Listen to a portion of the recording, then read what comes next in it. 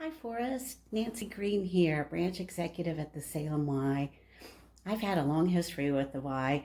I've been here over 18 years now, and I remember in my young days here, younger days, hearing the stories about you and Cal and your vision for the future of the Y and the impact it could make on the Salem community.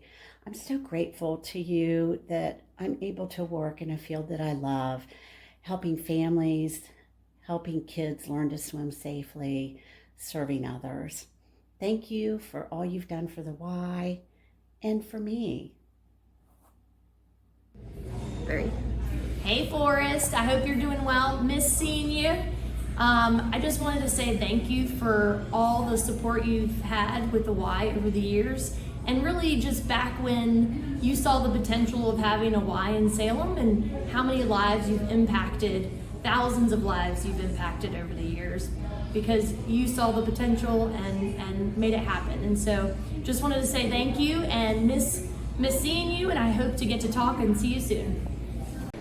Unfortunately, Forrest cannot be here tonight as he's battling a stubborn case of vertigo. But we're videotaping this presentation, so Forrest, this is for you tonight. Many of you know Forrest is the Salem city manager who paved the way for the Salem Family YMCA to become a reality.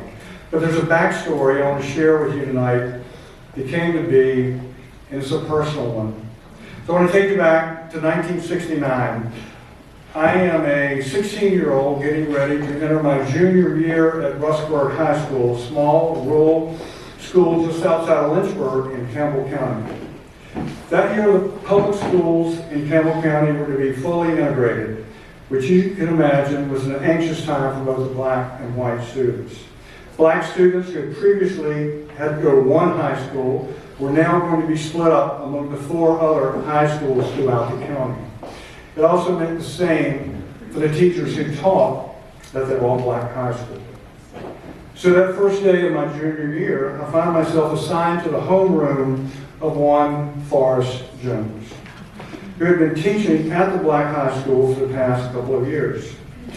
During that very uncertain year, he soon became the one teacher both students and faculty relied on and respected to make that transition an incredibly smooth one.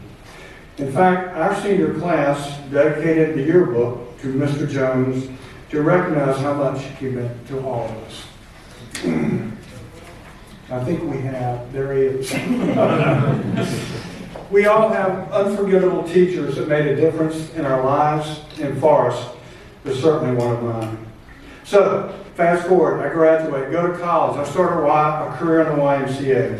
In 1987, I was hired to come to Roanoke and head the Y. And after a while, we, the board, we felt like it was important to have a Y presence in Salem. It just so happens that Mr. Jones is now the assistant city manager of the city of Salem. So I call him and we catch up after 20 years.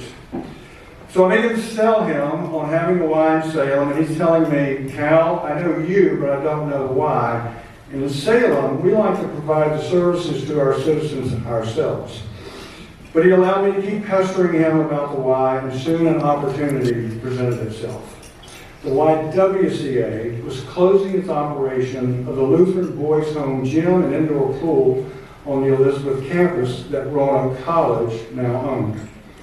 Forrest, as assistant city manager, calls me and says the city will renovate, pay the rent on this facility, and let the Y run it.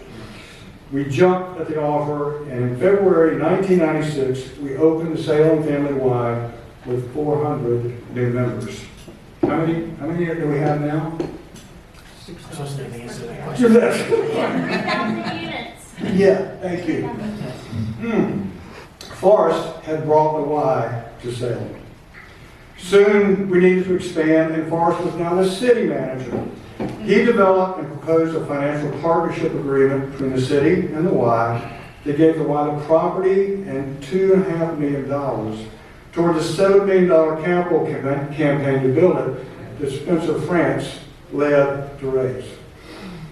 He then influenced the city council to adopt that agreement, which became the model that we used for both the city of Roanoke to build the Kirk Family Y and with Botetourt County to build the Botetourt Family YMCA. I believe to this day that without Forrest Jones, there would have not been a Salem Y as we know it. He trusted us to do what we promised, and he delivered the full force of the city to make this happen. So in closing, there are two quick Forrest stories I'll never forget.